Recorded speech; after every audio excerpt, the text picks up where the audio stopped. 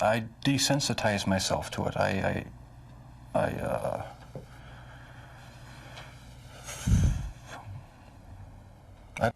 had these obsessive desires and thoughts wanting to control them, to,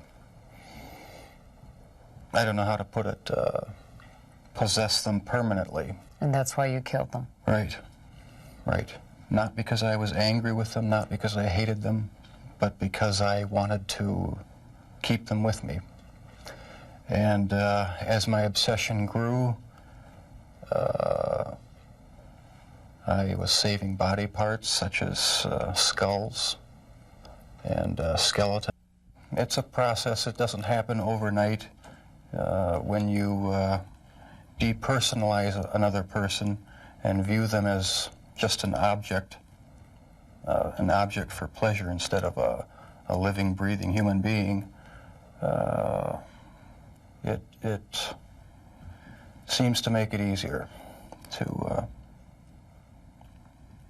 do things you shouldn't do. You do sound, though, like the kind of person who could have said to himself, "This is wrong, I must stop."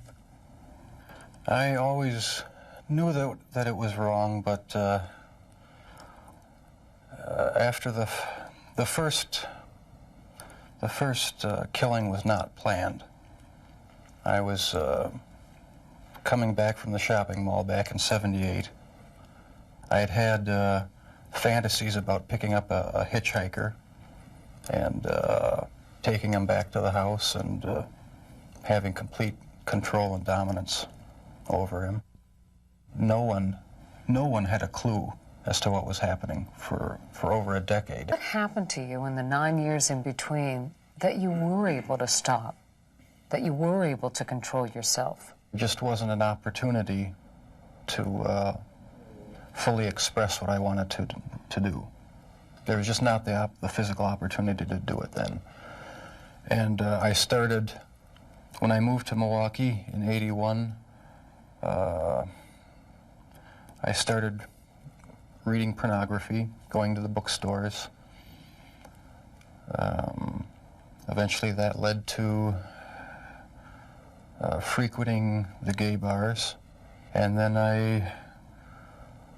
one time I brought this young man back to the hotel room, the Ambassador Hotel.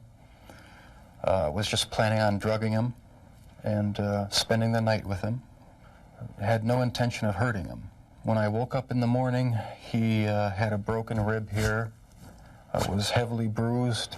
Apparently I had beaten him to death with my fists. And you have no memory? A whole spree all over again. When you killed these men, afterwards, were you repulsed? Were you upset? No, at the time, it was almost addictive. It was almost a surge of energy. I wouldn't have to worry about any of their needs or anything. I just had complete control of the situation. Why did you photograph them? It was my way of remembering their appearance, their physical beauty. I also wanted to keep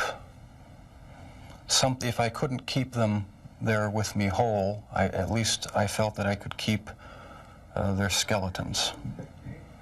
And I even went so far as planning on setting up an altar with the 10 different skulls and skeletons. And what was the purpose of the altar going to be? As a sort of memorial. A point where I could, I don't know, it's so bizarre and strange, it's hard to describe. A place where I could collect my thoughts and feed my obsession. It was not racially motivated, it was not sexual preference, it was just to find an obsession with the best looking young man I could find. While you just heard him say that his sexual preference had nothing to do with the killings, he has not come to terms with his homosexuality. Never. There was no use trying to fight it because I couldn't rid myself of it. It was It was too powerful and persistent. Do you dislike it? Yes, it's caused a lot of problems for me. A lot of conflicts and unanswered questions.